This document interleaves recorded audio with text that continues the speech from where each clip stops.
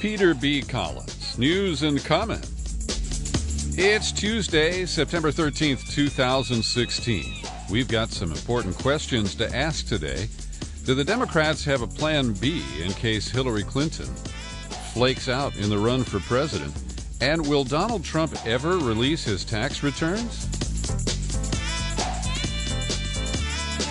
Our daily news and comment podcast is now available on YouTube, and thanks to your strong subscriber support over there, we have enough members now, and we've shifted to an easy-to-remember URL. It's posted in the show file for today's podcast at peterbcollins.com. Now to those questions that are brought to the forefront by the events of the past week or so, and Hillary Clinton's failure to be forthcoming about her health condition. That, of course, was compounded by that scene on Sunday, captured on video, where she was lurching and really incapacitated, at least temporarily. So I want you to know the source of this, because yesterday I mentioned that Washington insiders have been raising some questions about whether the Democratic National Committee should have a plan B, a backup plan. And David Schuster, who used to report on MSNBC and a couple of other networks, he is seen as the original source for this query. But Don Fowler was very close to Bill and Hillary Clinton. He served as chairman of the Democratic National Committee during the, from 95 to 97. So he was there for the re-election of Bill Clinton in 1996. He is a Clinton insider, an FOB and an FOH. And he says, it's something you would be a fool not to prepare for. Don Fowler says Democrats must find Hillary's successor now in case she is forced to abandon the presidential race. And this invites a bunch of murky questions, because you can look at the bylaws of the Democratic National Committee, and it's unprecedented. We've never seen this happen before. The highest level replacement I've seen was when Frank Lautenberg was pulled out of retirement to be foisted on the voters of New Jersey very late in a U.S. Senate race. I think it's when John Corzine pulled out. Is that right? Memory's a little fuzzy on New Jersey Senate issues, but I do remember that from a few years back. So, as I understand it, the Democratic National Committee would meet, and they would conduct a vote and select a replacement candidate. It's not clear to me if they have to give preference or deference to Bernie Sanders, who placed second in the delegate count at the convention. Would they defer to Tim Kaine, the barely known vice presidential candidate who was selected because he is barely known, and try to move him up to the first position? Would they try to introduce Joe Biden, the current vice president who is eligible to run for president? I think he's also eligible to run for vice president. I don't think there's an actual term limit on the vice presidency. Correct me if I'm wrong about that, would you? At any rate, this is uncharted territory. And I think it behooves the Democrats to have a plan. But, of course, if they're even caught talking about a meeting, thinking about it, the Hillary camp will go ballistic, saying, you can't do that. That's sexist. That's misogynistic. And so it's an open question at this point. But I'm very concerned that even if the back rooms are no longer smoke-filled, that this would not be a transparent, democratic, small d, process. And you have to imagine that the people who populate the Democratic National Committee, many of them are Clinton loyalists, many of them are these centrist corporate Democrats. The superdelegates, you remember? I think they'd have a real hard time passing the banner to Bernie Sanders. That's what I would like to see, of course, but it's hard to even imagine that as a possibility at this point. So my other opening question today is, will Trump ever release his tax returns? And based on what David K. Johnston has told us, I think the answer is no. But pressure is building. And a fellow billionaire, Reid Hoffman, who made a pile of money at PayPal and then made a bigger pile of money at LinkedIn, purchased by Microsoft recently for $26 billion, Reid Hoffman has joined a crowdpack.com, a Kickstarter. It's a crowdfunding campaign that was started by a military veteran, a former Marine, Peter Kiernan. And today, they had raised $74,000. Yesterday, it was a pretty paltry amount, about $5,000, and they're trying to get to $1 million. And the idea is to shame Trump into releasing his tax returns by promising to donate $1 million to 10 nonprofit organizations that help war veterans. So Reid Hoffman jumped in and offered to match any donations there on a 5-to-1 basis up to $5 million. You may know that Mark Cuban has called out Trump, basically saying, prove it that you're a billionaire, taunting him. And Reid Hoffman said that his offer is built on Trump's challenge to Barack Obama back in 2012, when Trump said that he'd donate $1 million to charity if Obama revealed his college and passport records and applications. So it's a nice way to tweak Trump. And Reid Hoffman added, in a functioning democracy, the public shouldn't be forced to bargain with a major presidential candidate to obtain access to his tax returns. But that's exactly what he's participating in. And the returns, one reason they may be hidden is that the claims of massive charitable contributions by Donald Trump and the foundation that he stopped putting money into in 2008, that the Washington Post recently investigated and found at least 5 phantom donations where the Trump Foundation claimed it had given money to a group, and they said, no, we didn't get any Trump money, never heard of it, not a dime. So this is, of course, the neener game of politics in America today.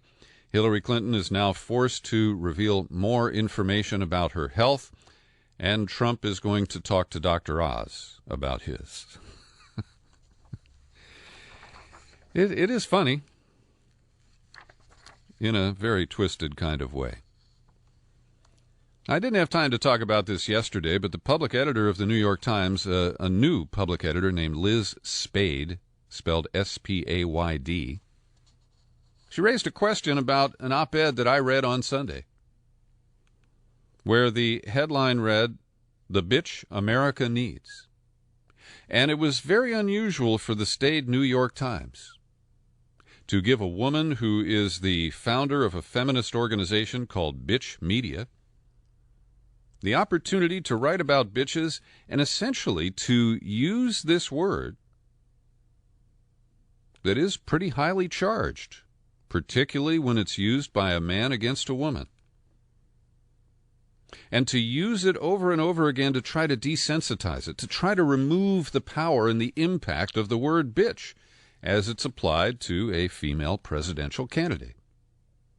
Now, I have to say that I use a lot of salty, colorful language, but I'm very careful, and I never refer to any female as a bitch. The only exception is occasionally I'll make a joke about my female dog, Chloe, and use the B word. But I know the impact of it. I know it's painful. It's hurtful to use.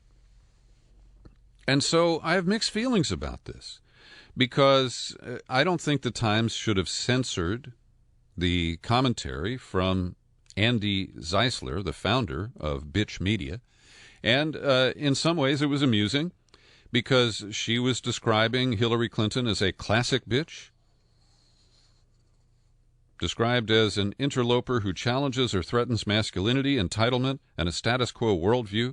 She's the scandal magnet who can seem as heartless and venal as any old boys club member. Worst of all, she's the woman who accepts that she will be disliked and carries on anyway. Now, I'd like to hear from my female listeners. I know that most of you are not enamored of Hillary Clinton as a presidential contender. But if you can put that aside, Should the New York Times have published this, and should they have done so with the headline, "The Bitch America Needs"? And while celebrating feminism, a strong woman, and many of the positive characteristics that are somehow expressed in this redefinition of the term bitch, well, I don't know. It is potentially crude and demeaning, and at the same time, it can be liberating if it takes away a weapon from opponents. So let me know what you think about that. My email is peter@peterbcollins.com. I was a little surprised yesterday because I was driving home and I flip on Sean Hannity on my AM radio. And what I was surprised by is that he had dredged up a bunch of clips. There were 6 or 8 of them from the 1992 presidential campaign and on into 93 as Bill Clinton was sworn in as president. And all the clips were sound bites of Bill Clinton talking about how he was going to make America great again.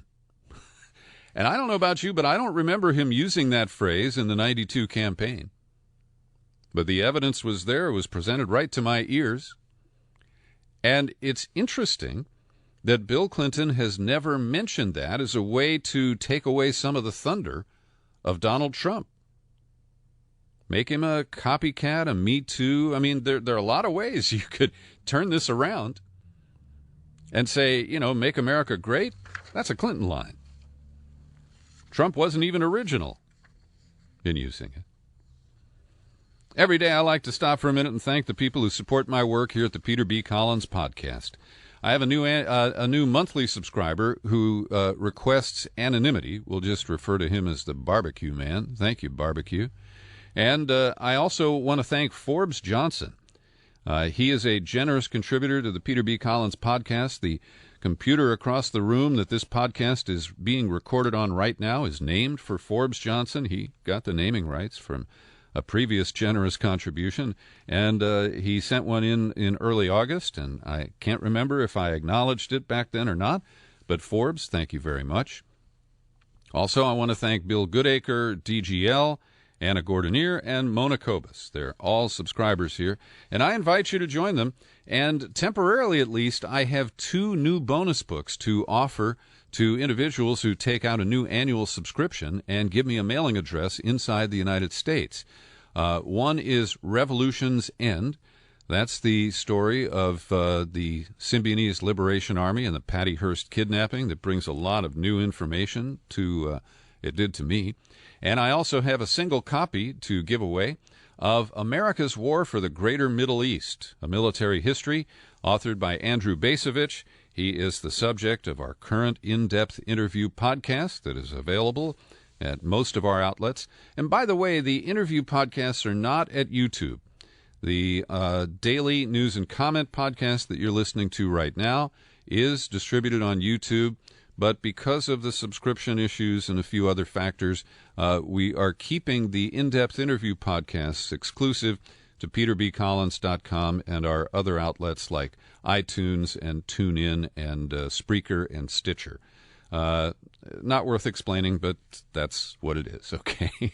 And we do have a zippy new URL over at YouTube. It's just youtube.com/C/Peter B. Collins Podcast. And I know it's growing in popularity. A couple of hundred people used it for yesterday's podcast, and I see that growing. So if that's an option that you enjoy, please use it. And again, to access the subscription system, come on over to peterbcollins.com. You click menu, and then you click on Become a Subscriber. It takes you to the sign-up page. And you may feel that you've got a few extra bucks to spend. Stats released by the Census Bureau show that in 2015, household income rose by just over 5%, 5.2%. And that's encouraging. I don't think it's anything to get really excited about because, well, we still have not recovered from the recession of 2008. Median household income remains 1.6% lower than in 2007 and 2.4% lower than the all-time peak reached during the boom in the late 1990s. Now, the good news is that the number of people statistically living in poverty dropped by 3.5 million, a drop of 1.2 percentage points, and that's a little easing of the pain for people at the bottom of the class system here in the United States. And because we're so flush with cash, I guess, the Obama administration is about to announce the deal with Israel. And keep in mind how ugly this whole process has been. Benjamin Netanyahu came to Washington as part of his re-election campaign as Prime Minister of Israel. He denounced Obama and the pending nuclear deal with Iran. He used every underhanded method to get our Congress to scuttle that deal, and he was unsuccessful. And so he decided on extortion instead. And Obama is willing to participate. We're going to give Israel a raise that it doesn't deserve, from $3.1 billion a year in military subsidies to $3.8 billion. And that's supposed to stay in place for 10 years, a total of $38 billion American dollars going to Israel. Now, the funding includes set-asides for Israeli missile defense. That is called Iron Dome. And as you know, I've interviewed Professor Ted Postal several times from MIT, the acknowledged international expert on missile defense. He says the efficacy of the Iron Dome is in single digits. It's under 10%. It is mostly a myth, an illusion. And the U.S. kicks in $600 million a year to support that illusion.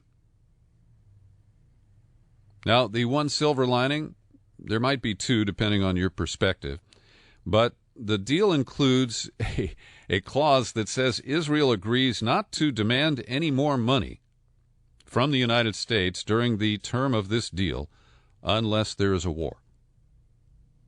Well, Israel starts wars with Palestine about every other year, so that doesn't seem to be a real solid limitation. And also, and this is a kind of disgusting part of American foreign military aid, we are demanding that Israel spend more of the money we give Israel with American defense contractors. Currently, about a quarter of our money goes to Israeli military contractors, and Washington is putting pressure on them to change that. Also, Dateline Israel, Facebook executives have been in Jerusalem negotiating with government officials about just how much censorship they're going to provide the Israeli government.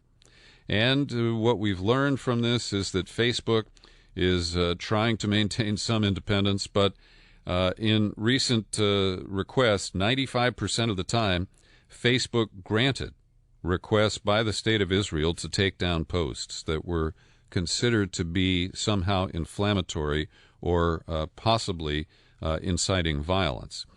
YouTube, in comparison, only granted 80% of the requests. And YouTube, of course, is owned by Google.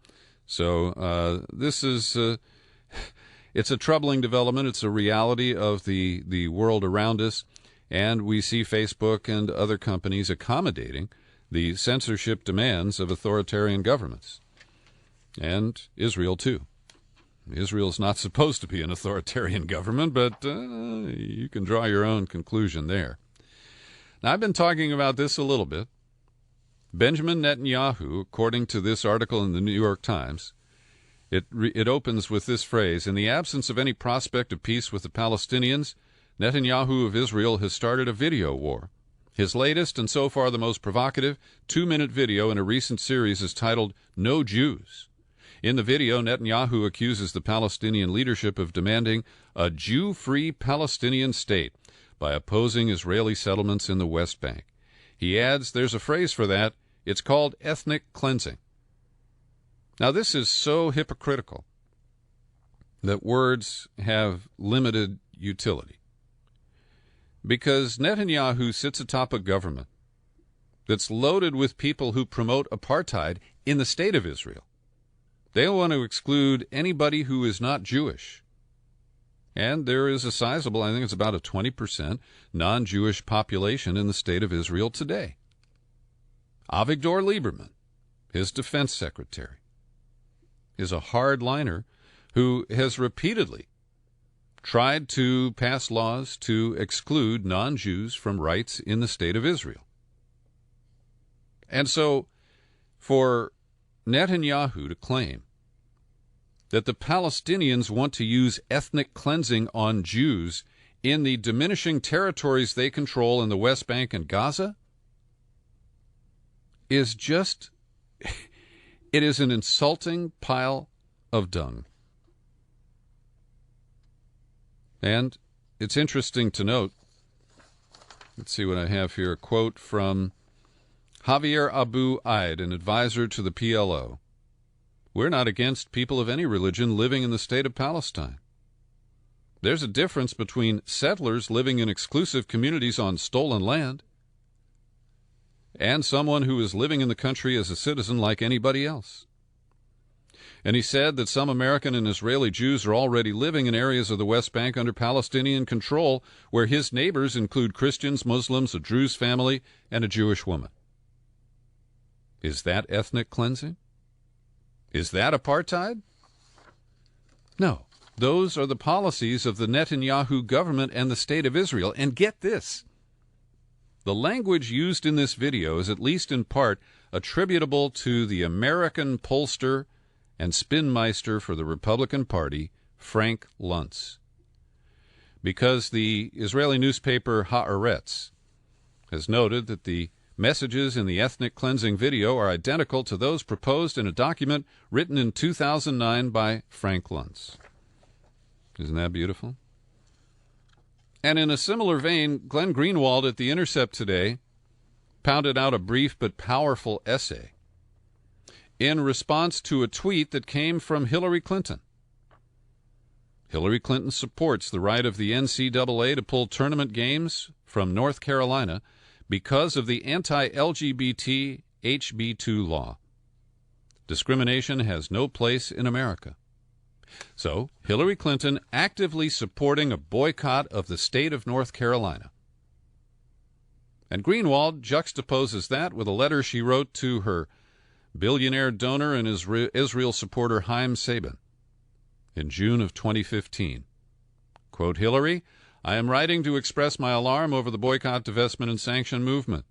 I know you agree we need to make countering BDS a priority and fight back against further attempts to isolate and delegitimize Israel. So isn't Hillary advocating that we isolate and delegitimize North Carolina? And then Greenwald cites her comments this year in March at the AIPAC convention in Washington.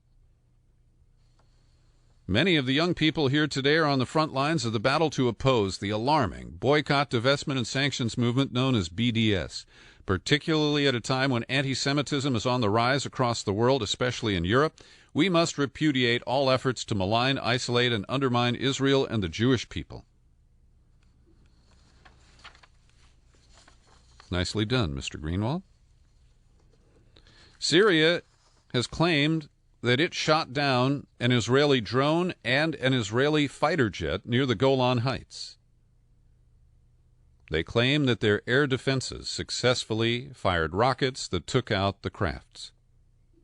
The Syrian news agency reported that the Israeli warplane went down near the town of Kunitra, while the drone was downed near Sasa, both in southern Syria.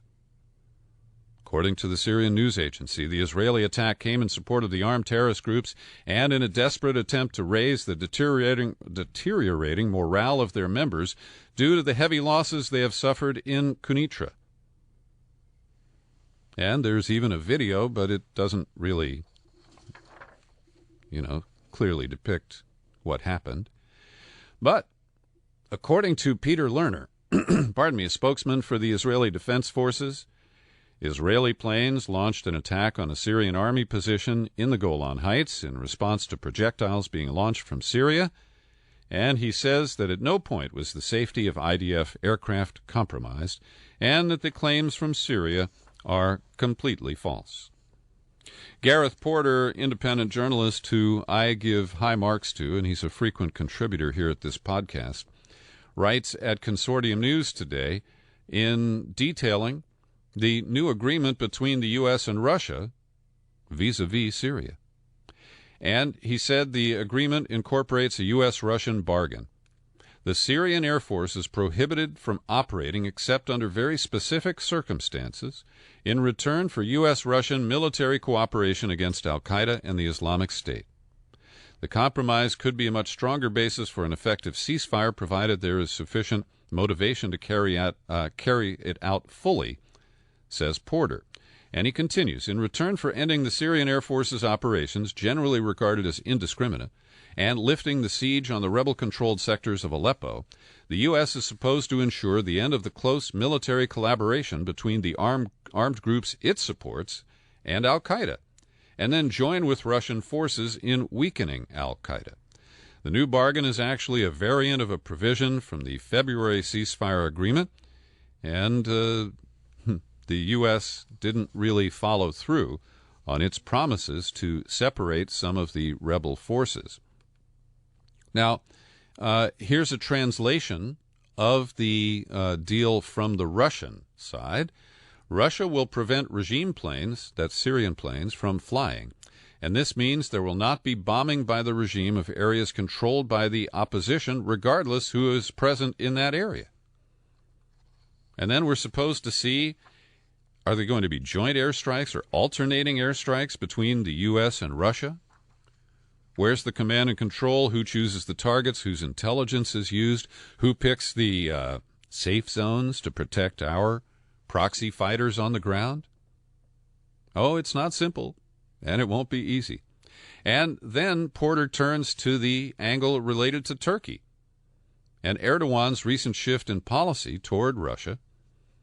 His talk of ending the war in Syria, fueled by determination to prevent the Syrian Kurds from establishing a Kurdistan along their Turkish-Syrian border.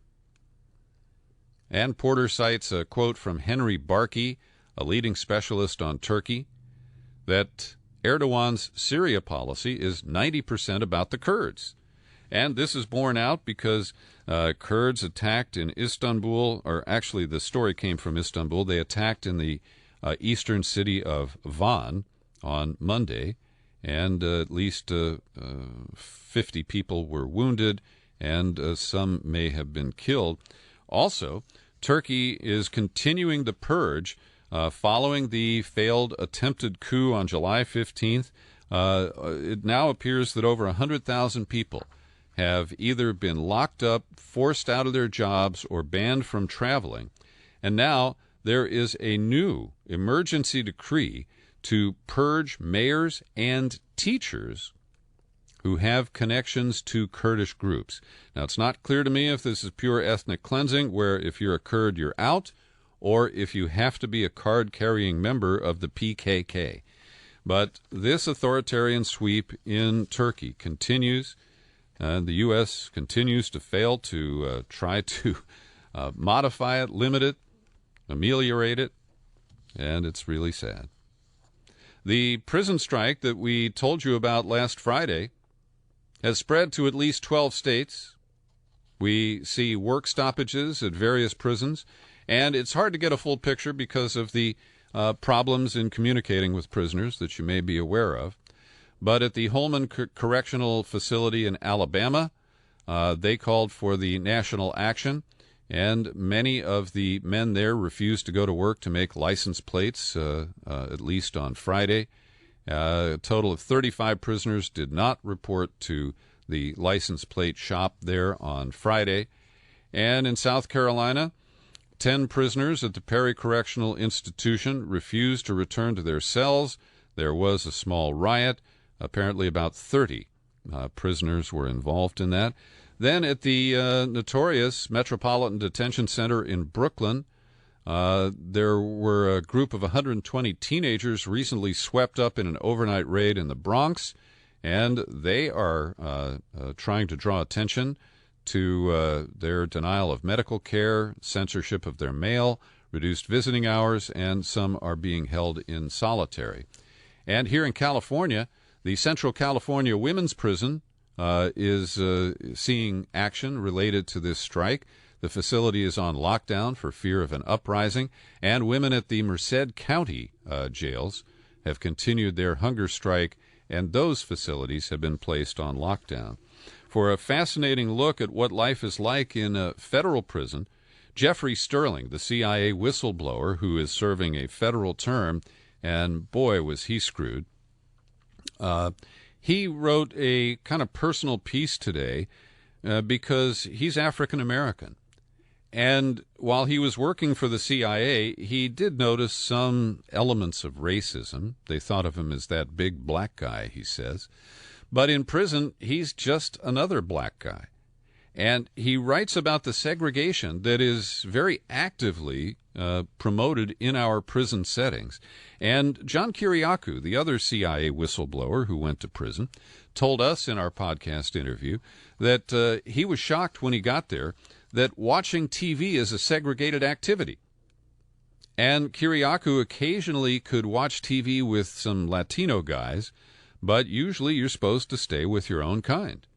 And so Jeff Sterling writes about having to watch TV in the black TV room, where they do follow the news, and he's kept up with the Philando Castile killing in Minnesota, Alton Sterling in Louisiana, the killings of cops that followed those events.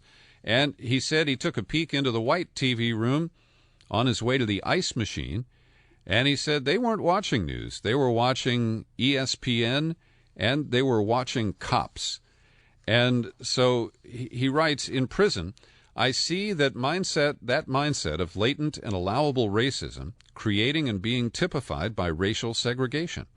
On TV, I see that very same mindset in tragic action outside the prison walls through the use of racial profiling throughout the country, racially motivated voter ID laws, politicians stoking racial anxieties for votes, a criminal justice system that engages in racially disparate application and enforcement of the law, and much more. And he goes on to write, he said, as merely one example, during my time in CIA, it became clear in the organization's words and actions toward me that they saw me not as an American who wanted to serve his country, but as a big black guy. Well, that black guy is now being treated as a second-class citizen in a federal prison. Ed Snowden, on the advent of the release of the Oliver Stone film that's called Snowden. And by the way, there's 700 screenings across the country Wednesday night. I haven't been able to find one in my backyard, but at many of those screenings, the film will be followed by an interview of Ed Snowden by the filmmaker. And I think that will be interesting. I'm going to try to find a venue where I can see it. And I've heard great things about the film, including technical accuracy from Bill Binney, the NSA veteran who was a consultant to the movie. And so Ed Snowden is using this moment to lobby for a pardon from Barack Obama. He says, yeah, there are laws on the books that say one thing, and that's perhaps why the pardon power exists. For the exceptions, for the things that may seem unlawful in letters on a page, but when we look at them morally, when we look at them ethically, when we look at the results, it seems these were necessary things, these were vital things. He goes on, I think when people look at the calculations of benefit, it's clear that in the wake of 2013, the laws of our nation changed. Now, Ed, I understand they changed, but only a little. And the massive collection of our phone records that you helped confirm and disclose, well, it just shifted from the phone companies, from the government keeping the records to the phone companies keeping the records. So I don't see that as any significant shift. At any rate, he goes on to call for his own pardon, or at least some sort of intervention, maybe a plea deal he'd be willing to accept. He does believe that someday he'll come home. But at this point, he is reduced to lobbying by video link from Moscow. And to her credit, Jill Stein, the Green Party candidate, penned an op-ed that's published at The Guardian today saying, pardon Edward Snowden now. And if Barack Obama doesn't do it, she says, if elected president, I will immediately pardon Edward Snowden, Chelsea Manning, and John Kiriakou. Jill, friendly amendment? Can you add Jeff Sterling to your list? Thanks for joining me today for News and Comment. This free podcast now available on YouTube. You can share it far and wide. I'm Peter B. Happy trails to you until we meet again. Happy trails to you. Keep smiling.